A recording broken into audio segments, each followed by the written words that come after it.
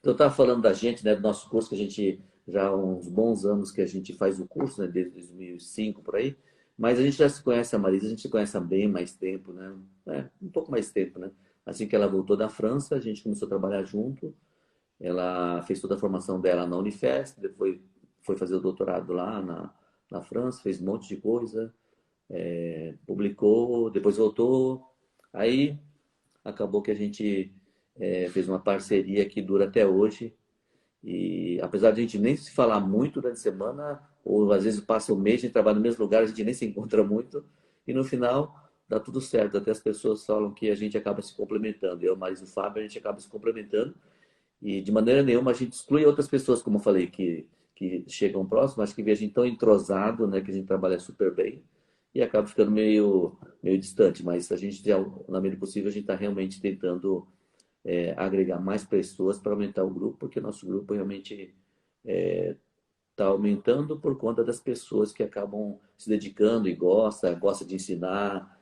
Então tá ficando bem bacana isso.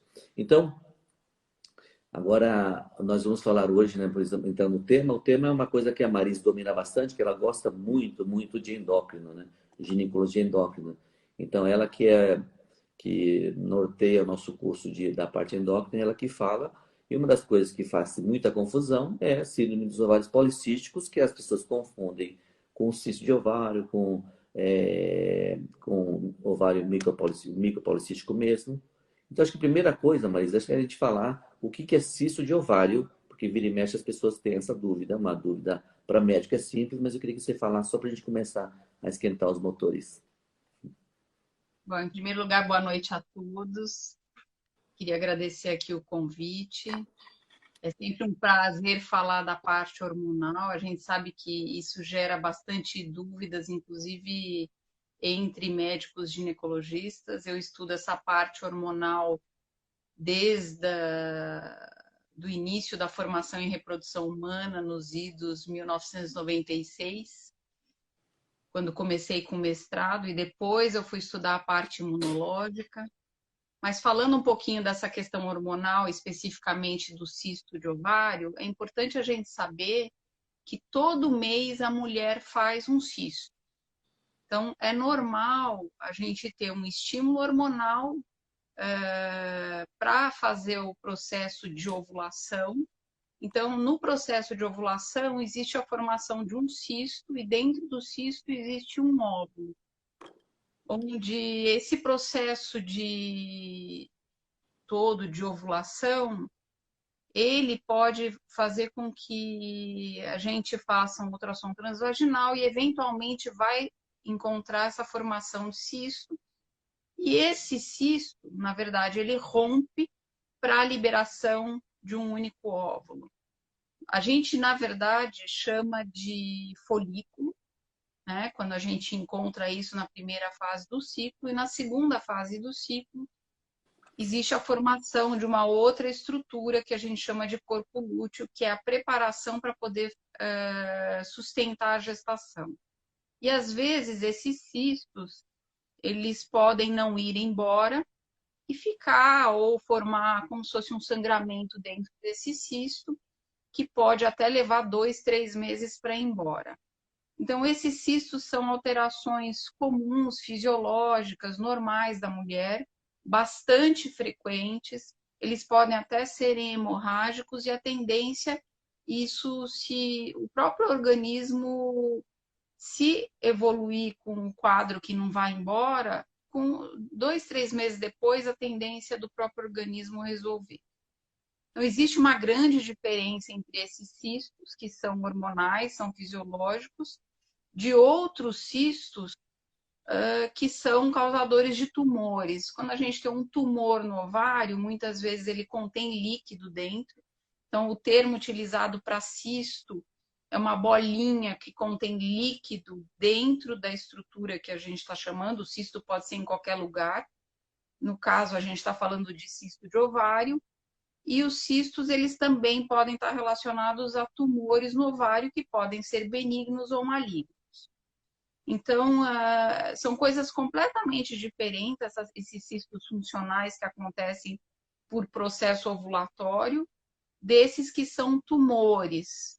Então, o médico ginecologista, ele tem total capacidade de diferenciar entre uma coisa e outra.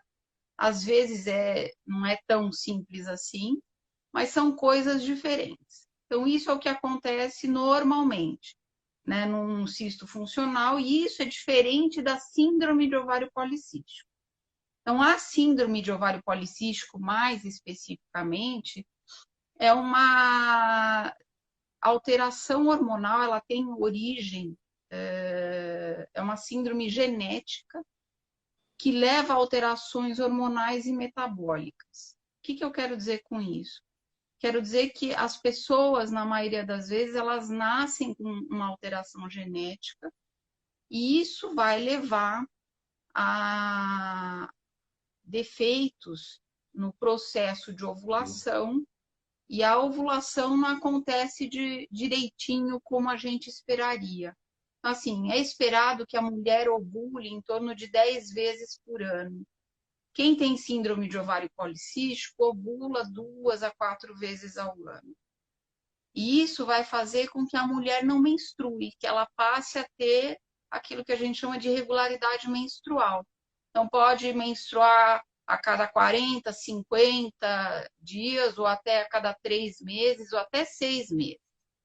Então, dependendo da intensidade da alteração hormonal, essas alterações na menstruação elas podem ser mais severas. Então, por isso é importante a gente identificar o tipo também de síndrome de ovário policístico. Existem, na verdade, algumas diferenças, algumas características, né? A gente pode ter uma síndrome de ovário policístico, por exemplo, em mulher obesa, em mulher magrinha.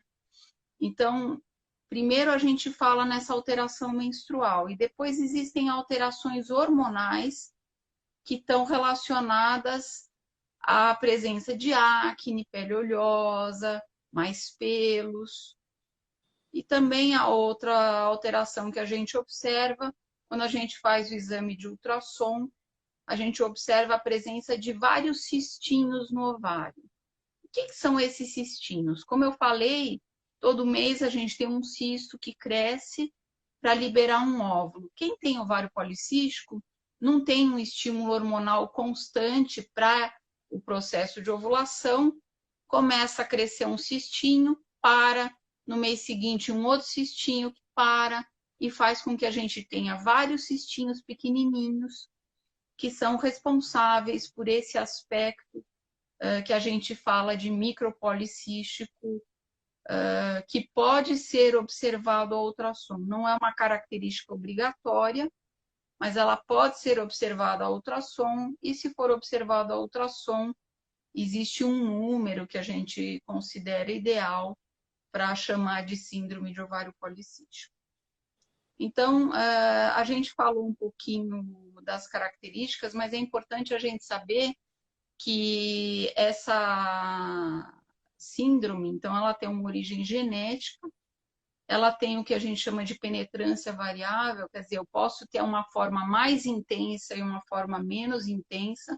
Então, cada indivíduo pode ter uma característica mais exacerbada, mais importante. E isso também pode estar relacionado com alterações metabólicas. O que são essas alterações metabólicas?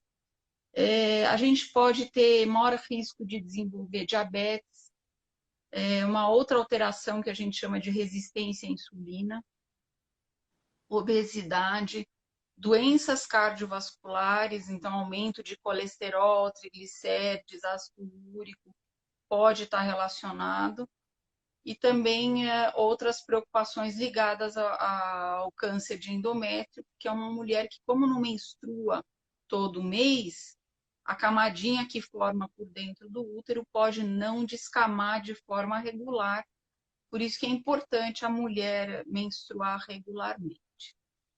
Então, quer falar Pode alguma falar. coisa? Não, não pode falar. Eu falei, ia complementar que o que você estava falando, né, que ela pode causar dificuldade, quer dizer, a pessoa que tem a síndrome tem mais dificuldade para ovular, tem algumas alterações. E qual que seria a importância de se diagnosticar essa síndrome na criança, na menina jovem? Qual que seria a importância para ela no decorrer da vida? Que ela saber que tem isso e é importante por quê e o que ela pode fazer para ela tocar a vida dela de maneira saudável. É importante a gente saber que, assim, a causa da síndrome de ovário policístico, ela pode vir desde a gravidez da mãe da pessoa, que pode ter tido um ganho de peso muito excessivo na gravidez, ou teve diabetes durante a gestação, ou na própria criança, durante a infância, crianças obesas, elas têm mais risco de ter síndrome de ovário policístico. E na adolescência também está ligado à obesidade e aos hábitos. Por isso que é importante a mãe cuidar da criança durante a infância, porque a gente pode eventualmente até evitar algumas alterações que são causadas posteriormente. É importante sim fazer diagnóstico, mas o diagnóstico preciso da síndrome de ovário policístico, ela não deve ser feita, na verdade, na adolescência.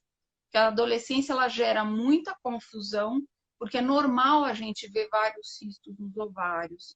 Então, o ideal é que a gente faça diagnóstico vários anos depois que a menina menstrua a primeira vez.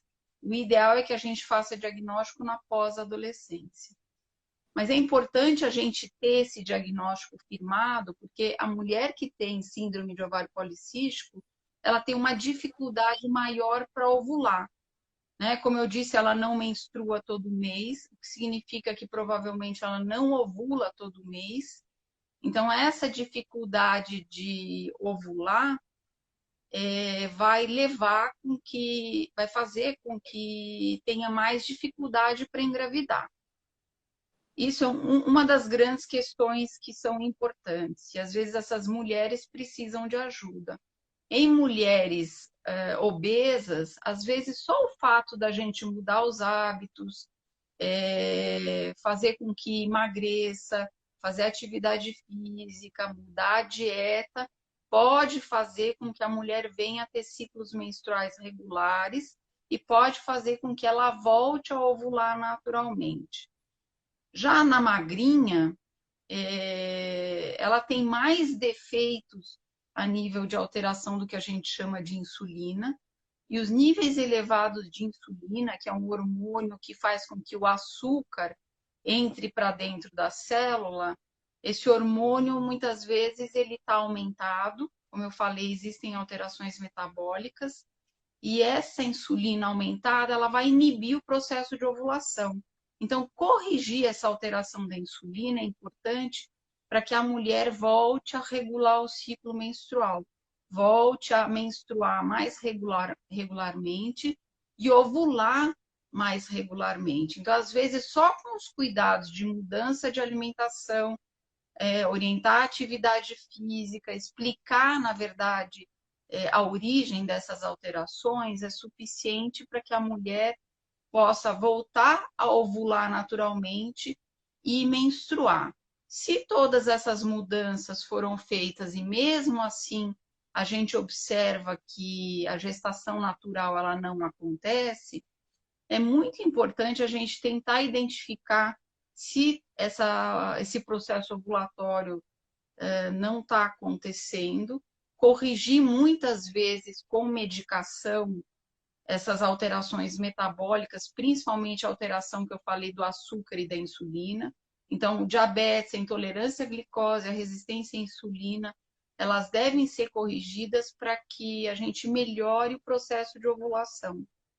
E se mesmo assim, né, a ovulação ela não está acontecendo de forma adequada, que às vezes pode até ovular, mas pode não sustentar uma gestação, porque o processo de ovulação ele pode não estar se dando de forma completa.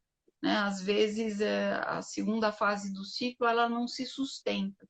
Aquele cistinho que se forma para a manutenção da gestação, na mulher que tem ovário policístico, às vezes ele tem uma produção hormonal que não é muito boa, então não sustenta a gestação, às vezes precisa de uma ajuda. Então, que tipo de ajuda que a gente pode dar? Então, na mulher que tem dificuldade para ovular, a gente pode estimular a ovulação. Com medicação, pode ser via oral. Existem alguns medicamentos que são indutores da ovulação. É muito importante que a gente utilize essas medicações fazendo um segmento com ultrassom. Então, o acompanhamento ultrassonográfico, ele é mandatório, que a gente diz. Isso quer dizer o quê? Que a gente não pode simplesmente tomar o remédio às cegas. A gente toma a medicação orientada pelo médico e depois faz um segmento por ultrassom para ver se os folículos estão crescendo. Atingindo um tamanho ideal e um número ideal, então assim, se a gente está tentando que a mulher tenha uma gestação de forma mais natural, o ideal é que ela tenha em torno de até 3 folículos, e a gente faz com que haja o rompimento desses folículos utilizando hormônios, acompanha isso pelo ultrassom e depois orienta a ter relação sexual em casa. Né? E isso que a gente chama de uma relação sexual programada. Se com isso tudo a gestação não acontecer, né? Então, se você corrigiu hábitos, corrigiu a alimentação, deu medicação para estimular a ovulação, logicamente, tendo feito uma boa investigação da causa de infertilidade, porque é muito comum a gente ter alterações ovulatórias, 60% das causas de dificuldade para engravidar na mulher são causas ovulatórias. Então, se você corrigiu tudo isso e mesmo assim a mulher não engravidou, é muito importante a gente ver outras causas. Na verdade, é importante que a gente faça uma investigação sempre do casal. Então, mesmo que a gente saiba que a mulher tem alteração hormonal, é fundamental que se faça também a avaliação do parceiro. E existem algumas investigações básicas, né, que nós chamamos, que é uma investigação mínima para saber se essa mulher não tem dificuldade para engravidar, se além disso ela não tem algum problema de tubas uterinas que possam dificultar o caminho por onde passam os óvulos, onde o óvulo vai encontrar o espermatozoide. Lembrando que a fecundação ela ocorre na tuba uterina. Então, se a tuba uterina está comprometida, além do problema de ovulação, ela pode ter outros problemas. Então, a investigação aqui ela é fundamental. Então, a partir desse momento, se porventura tentou-se a forma mais natural, que é essa relação sexual programada, ou nós chamamos de coito programado, aí sim a gente pode tentar para formas mais complexas de tratamento. Se tiver alteração na parte masculina, também pode ser feita inseminação intrauterina ou até mesmo a fertilização in vitro. Se a gente for falar especificamente da fertilização in vitro, né, às vezes, o que acontece? As mulheres que têm síndrome de ovário policístico, quando a gente faz a estimulação ovariana, é muito comum a gente ter dificuldade para estimular, e quando realmente começam a crescer os folículos, às vezes a gente tem um montão de folículos. Então, a gente, às vezes, não consegue ter só 3. Às vezes tem um número maior. Então, as opções ou a gente cancela o ciclo, porque não vai poder engravidar de um monte de nenês, ou a gente pode eventualmente fazer uma fertilização in vitro, coletar esses óvulos, levar para o laboratório. É importante saber que a mulher que tem síndrome de ovário policístico, muitas vezes, os óvulos têm mais dificuldade para amadurecer, como eu falei. Então, às vezes tem muitos folículos, mas nem sempre tem uma quantidade boa de óvulos maduros que possam ser fertilizados em laboratório. Então, até mesmo nesse sentido, a gente tem que pensar que, às vezes, a mulher que tem síndrome de ovário policístico, ela pode não ser uma boa doadora de óvulos. Porque, às vezes, a gente acha que tem muitos folículos, na hora que vai estimular e coletar, a gente não tem uma quantidade suficiente de óvulos maduros. Mas independente disso, a fertilização in vitro, ela pode ser uma das opções de tratamento, na verdade não é a primeira opção, né? Se a causa for só uma causa ovulatória, uma dificuldade de ovular, a melhor forma da gente tratar é aquilo que eu falei, é modificar os hábitos, alimentação, atividade física, perder peso e muitas vezes lançar mão de indutores de ovulação, onde a gente faz um segmento com ultrassom para verificar se a mulher teve o processo de ovulação ou não. Nossa, tudo que eu ia perguntar, ela já falou tudo. Não sou nem te perguntar. Então é o seguinte, né? Então, por que que é importante fazer o diagnóstico, né, precoce? Porque o ovário policístico causa uma série de alterações metabólicas que ao longo da vida da menina pode comprometer a vida dela, né? Piorar a qualidade de vida, porque fica uma bola de neve, ela engorda, piora, né? E ao engordar, produz mais hormônio masculino, quer dizer, vira uma bola de neve aí e acaba piorando a qualidade de vida dela. E depois, por causa disso, também tem dificuldade para engravidar. E além disso, acho que você não chegou a falar, né? Se ficar muito tempo sem ovular, isso acaba expondo ela a maior risco de câncer no futuro também, né? Então, é por isso que é importante ela, se não está menstruando, ela tem que procurar o ginecologista para ver por que que não está menstruando.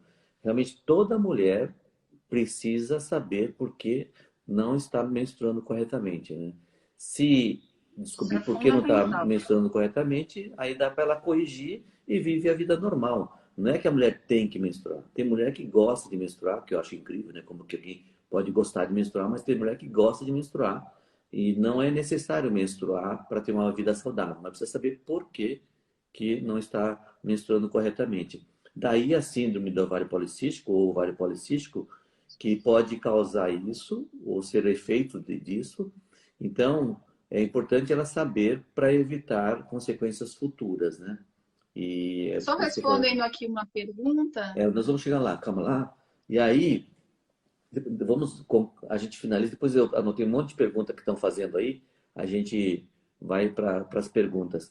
E então, aí o diagnóstico é feito com um quadro clínico, né? Aquela paciente que ela tipicamente ela tem é mais obesa, um pouco mais obesa, tem a acne, tem aumento da purificação e faz algumas dosagens hormonais de hormônio masculino, faz ultrassom e faz o diagnóstico. Aí feito o diagnóstico, aí você vai tratar. Depende do que a paciente quer, se ela quiser engravidar, ela vai ser induzida à ovulação, tem que emagrecer, né? Aí estimula a ovulação para ela ovular e eventualmente chega até o ponto de precisar de fazer a fertilização in vitro, que seria uma exceção, né? E aí tem toda aquela consequência de ser uma indução de ovulação mais difícil, né? Que a Marise falou bem e que às vezes ela pode não ser uma boa doadora. Isso é uma coisa muito importante que as mulheres saibam, né? Às vezes a paciente tem um montão de óvulo. Nossa, tem ovário policístico. Aí o médico foi e estimulou a ovulação. Aí produziu um montão de óvulo. Aí vai na clínica falar que não tem nenhum óvulo. Ou ou não evolui bem. Poxa vida, fez 30, 40 óvulos, depois não tem nem óvulo nem para transferir. Então tem paciente que fica com a pulga atrás da orelha, né? Fica, o que será que fizeram com os meus óvulos, né? Mas na verdade isso pode acontecer. Tanto é que é questionável, alguns médicos questionam se deve ou não usar entre aspas, né? Se a mulher com ovário policístico, se ela poderia ser doadora, por quê? Nem sempre porque tem bastante, todos os ovos são bons. Isso é importante falar porque a paciente pode ficar preocupada que ela está fazendo tratamento numa determinada clínica e não tem todos os ovos que ela imaginou que teria. Isso pode ser normal. Não é que a clínica está fazendo nada contra ela, é que isso pode acontecer realmente. Isso é importante que a paciente saiba, né? E agora, Maria, se você tem algumas perguntas que você gostaria de responder, fica à vontade. Ah, não, eu só queria comentar uma coisa a respeito do tratamento que você colocou bem. Quem tem síndrome de ovário policístico, na verdade, ele precisa escolher o que quer. Na verdade, se não pretende engravidar, muitas vezes a gente lança a mão de anticoncepcionais para fazer com que aconteça a menstruação de forma regular para melhorar o quadro de acne, pele oleosa, ou eventualmente até para fazer a prevenção do câncer de endométrio, como a gente falou. Mas se a opção é tentar engravidar, eu vi que uma das questões que foi colocada aqui que se tentou 6 vezes. Então, assim, quantas vezes a gente considera, na verdade, o ideal para um coito programado? 6 vezes é um número que a gente considera bom. Na verdade, assim, de uma forma geral, a gente chama infertilidade a mulher que está há um ano tentando engravidar, considerando que ela ovule 10 vezes por ano. Mas se você fez a mulher ovular 6 vezes, ela teve uma chance maior de se expor à chance de engravidar. Então, nesse sentido, 6 vezes é importante, é um número bom. Depois disso, se não conseguiu engravidar, como eu disse, junto com essa investigação, a gente precisa fazer a investigação básica de infertilidade. Tentar identificar outras causas, ver se a tuba uterina está boa, se o sêmen está bom, para poder indicar um tratamento mais preciso. Na verdade, se o problema é só a ovulação, é só fazer ovular que vai engravidar. É que o problema que a Maria está falando, que nem sempre é somente isso. Por isso que precisa passar com o seu ginecologista e fazer uma propedêutica, quer dizer, fazer exames para ver se realmente é somente esse que é o problema. Se teoricamente se chegar à conclusão que é somente a falta de ovulação, basta fazer ovular e ter relação que vai engravidar. É que nem sempre é somente isso, né? Deixa eu fazer responder, ou você responde algumas perguntas e algumas considerações que eu acho que é importante, né? A Marise falou que ovula umas 2 ou 4 vezes, né? Eu sempre falo, lembro dessa, toda vez que falo do ovário policístico, eu lembro de um amigo meu, né? Que na faculdade ele procurou o ginecologista porque a namorada não estava, ela não está ovulando. Ah, então não está ovulando, então não vai engravidar. Então virou pai precoce, né? Então, não é que não é que ovula pouco e não ovula, porque se a pessoa é jovem, ovula de vez em quando, se acertar o mês certo, vai engravida mesmo, né? Então, não é que não vai engravidar, né? Aí tá falando qual que é o melhor tratamento. Alguém perguntou qual que é o melhor tratamento, né? A Marise falou que depende de vários fatores. Pode ser somente ovular, mas pode chegar até a fertilização in vitro. Aí alguém me perguntou que eu não entendi muito bem. Ela falou assim, cisto pode dar beta positivo? Não entendi muito bem. É, alguém que insistiu até nessa pergunta. Não sei o que ela quis Ah, isso é dizer. uma eu acho que isso é uma pergunta interessante, porque assim, é preciso saber que quando a mulher engravida, a gente vai lá, faz um ultrassom, a gente sempre vai ver um cisto, né, no primeiro trimestre. Esse cisto nós chamamos de cisto de corpo lúteo, que é o que sustenta a gestação, né? Então é comum a gente ver um cisto que sustenta a gestação, que é por onde o óvulo saiu no ovário, o óvulo sai e forma um cistinho, e é esse cisto que sustenta a gestação. É normal a gente ver isso a ultrassom numa mulher que acabou de engravidar. Então, Isso acho é, que é isso que estão é, perguntando. essa questão também é importante, é o seguinte, né? Tem até uma situação chata que ocorreu, uma paciente que ela demorou para menstruar, atrasou a menstruação, aí eu fui fazer ultrassom, tinha um folículo, um cisto. Depois ela foi num colega e viu que não tinha. Aí depois de 14 dias desse ultrassom que eu fiz, por volta disso, ela menstruou. Então, lógico que ela tinha aquele cisto, entre aspas, porque ela ovulou. Por isso que ela menstruou, porque senão não ia menstruar. Então, isso de você ir no médico, ele fala, não, tem um cisto aqui. Que às vezes fala cisto, mas é folículo. E depois vai no outro médico, não tem, não pode culpar o outro que não viu ou que viu. Porque ao longo do ciclo menstrual é normal aparecer e desaparecer. O mesmo que não desapareça, É mesmo que normal. ovule, mesmo com a ovulação, às vezes ele não desaparece, ele fica lá meio constante. Ou às vezes desaparece totalmente, que ele não consegue nem se ver. Mas então, e por isso que é o ciclo menstrual, tem um ciclo. Ele cresce, depois diminui ou desaparece, né? Aí ele falou se está mais relacionado com aborto, Marisa. O ovário policístico, você falou mais ou menos, já falou disso, né? Se o ovário policístico está mais relacionado com aborto. Existe uma incidência maior de aborto, sim. Por quê? Porque justamente esse cisto que sustenta a gestação, que é o que nós chamamos de corpo lúteo, em quem tem ovário policístico, a produção hormonal desse lugar onde saiu o óvulo, ela é muito irregular. Então, essas mulheres muitas vezes têm uma produção de hormônio irregular logo depois que engravidam, e esse hormônio, que é responsável por manter a gestação, muitas vezes não consegue manter, e por isso existe um risco aumentado de abortamento. Né? Aí tem, Então, por isso. uhum. Aí tem uma pergunta que é recorrente, né? Que fala assim, ué, se a paciente não ovula, por que tem que dar anticoncepcional para não ovular como tratamento? Na verdade, assim, o uso do anticoncepcional, ele tem a finalidade de baixar os níveis hormonais masculinos e a gente dá de forma regular o hormônio feminino que o ovário da mulher teria que produzir normalmente. Como quem tem ovário policístico não produz esse hormônio de forma regular, isso faz com que ela não menstrue regularmente.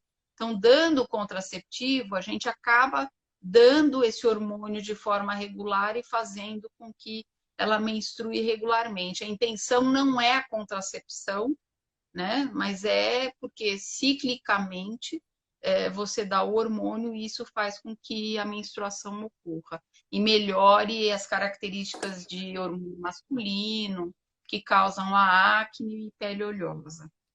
Aí está perguntando, a doutora está perguntando, se magras têm menor risco de ter SOP. Doutora Isso não é Mari Guedes. verdade. Assim, na verdade, assim, as obesas têm mais risco de terem síndrome de ovário policístico que a gente diz meio que adquirida.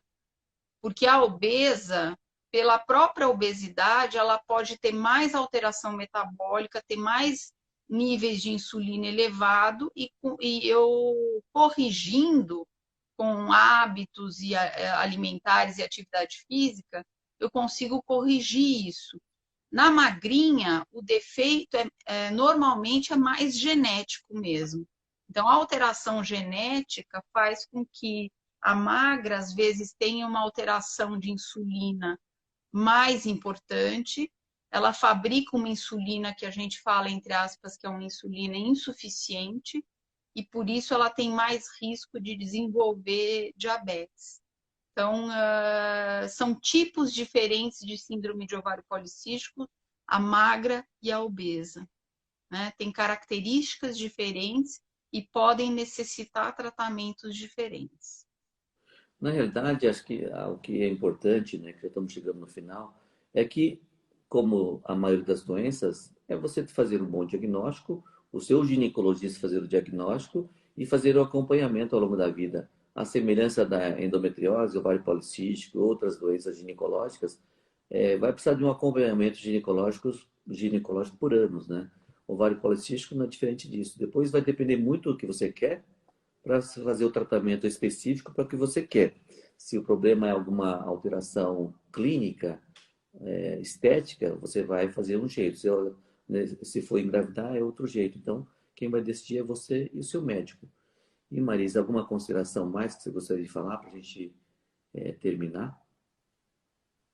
Não, a única coisa realmente é frisar a importância de ter uma vida saudável, ter uma alimentação que é balanceada, né? Isso é muito importante. Muitas mulheres que são obesas, basta perder às vezes 10% do peso para que a menstruação e o processo de ovulação volte a acontecer. Então, acho que isso é fundamental, como você disse, fazer um bom diagnóstico, um bom acompanhamento e atender esse pedido do médico. Então, nem sempre é fácil emagrecer, e para aquela que já é magrinha, muitas vezes come mal.